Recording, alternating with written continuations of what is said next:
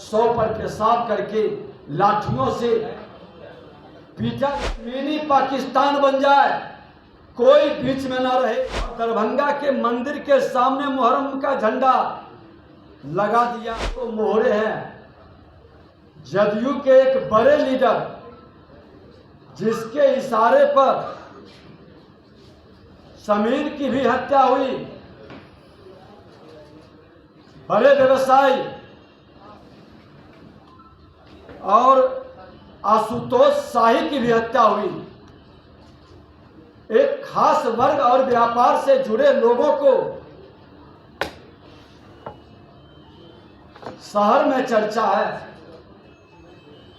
कई जनप्रतिनिधियों के द्वारा आशंका भी व्यक्त की जा रही है, आखिर सरकार इसकी उच्च स्तरीय जांच क्यों नहीं करा रही है? क्योंकि उनका चेहरा उजागर होगा।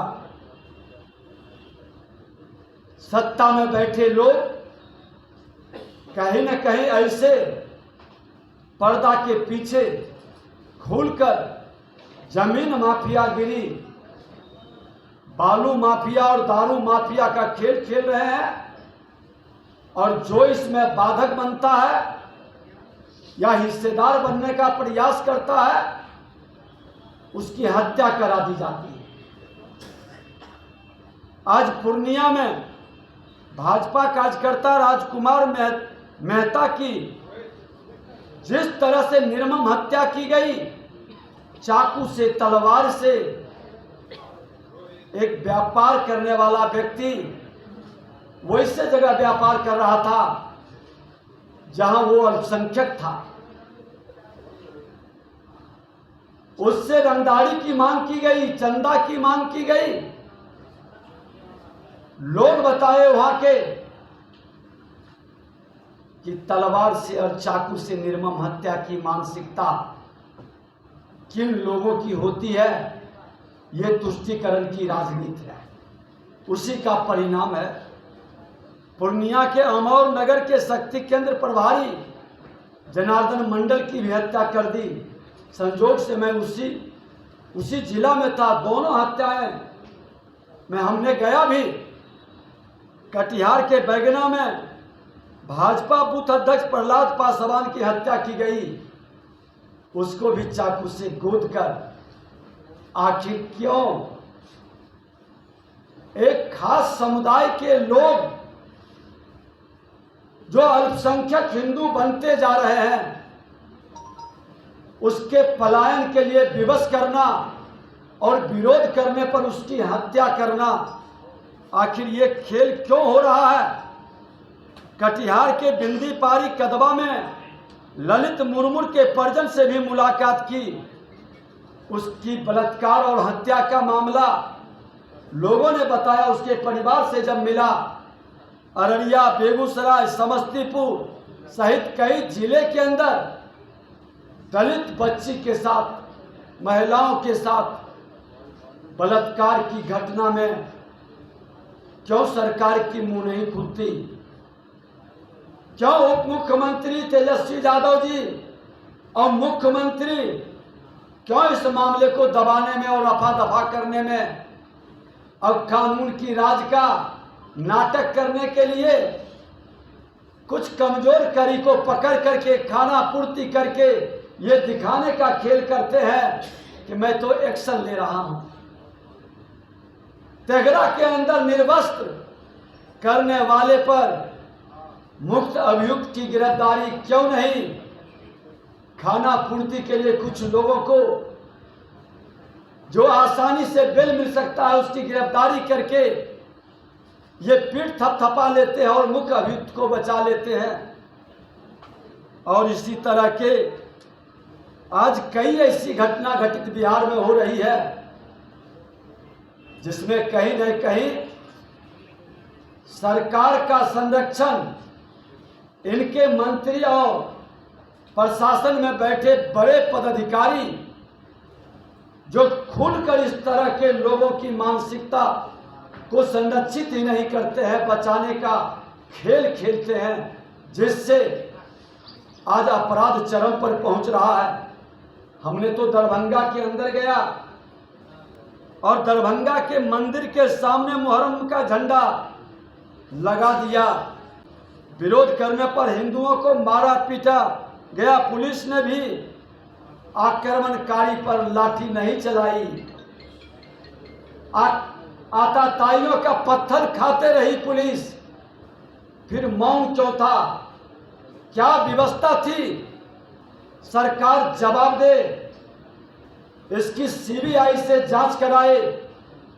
सच्चाई सामने आएगी कि आज जिस तरह से घटना घटित हो रहा है, सरकार धार्मिक उन्माद की घटनाओं पर एक श्वेत पत्र जारी करे कि क्या आज के दिनों में जब इनका अस्वाभाविक और अलोकतांत्रिक गठबंधन हुआ है, तुष्टीकरण के कारण त्योहारों के अवसर पर हिंसा क्यों फैलाई जा रही है, एवं दूसरे जो निर्दोष एवं गरीब तबका, दलित समुदाय, अति पिछड़ा समुदाय, कमजोर तबका के लोगों को एफआईआर में नाम डाल करके सरकारी स्तर पर तुष्टीकरण की राजनीति करने वाले आताताइयों को जब पकड़ते हैं तो निर्दोष दूसरे पक्ष के हिंदुओं का नाम डाल करके उसको तुष्टीकरण का खेल क्यों खेला जा रहा है। आज बता दे दरभंगा के अंदर किस तरह से वहां पर कई जगह उन्माद फैलाया गया, दुकान लूटा गया, तोड़ फोड़ किया गया, 100 पर पेशाब किया गया, लाठियों से पीटा गया। आज हमारे श्रीकांत पासवान को श्मशान में जलाने नहीं दिया, लात से मार करके, 100 पर पेशाब करके, लाठियों से पीटा गया। विरोध करने पर दुकान लूट ली गई, घर का दरवाजा तोड़ा गया। और इस तरह से वहां पर शिवधारा दुर्गा मंदिर के अंदर महिलाओं पर घर में रात में जाकर के पुलिस की लाठीचार्ज होता है विरोध करने के कारण। बड़ियो कमतौल थाना के थाना प्रभारी, जिसके रहते हुए पिछले बार भी धार्मिक उन्माद फैला, हंगामा हुआ, इस बार भी हरिहरपुर धर्मपुर में इस तरह की घटना पर आखिर प्रशासन कठपुतली क्यों बनी हुई है? क्यों एक्शन नहीं ले रही है? और इतना बड़ा अमानवीय कार्य 100 के साथ किया गया, इसका एफआईआर दर्ज तक नहीं किया गया। एसएसपी से बात करने पर कहता है कि ऐसा हमको नहीं बताया गया।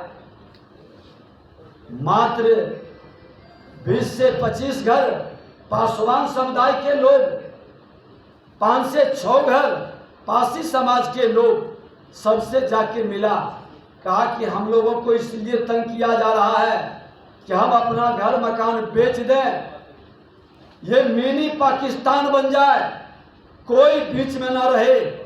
ये तुष्टीकरण की राजनीति आखिर क्यों सरकार के देख रेख में चल रही है? क्यों इसकी जांच सरकार नहीं कराना चाहती है? और तो मैं तो कहना चाहूंगा कि आखिर जब खास वर्ग का पर्व त्योहार आता है, हर बार इस पर्व त्योहार में तनाव बढ़ता है। सरकार शांति समिति की बैठक करवाती है थाने के अंदर, वरीय पदाधिकारी बैठते हैं, दोनों पक्ष के लोग रहते हैं।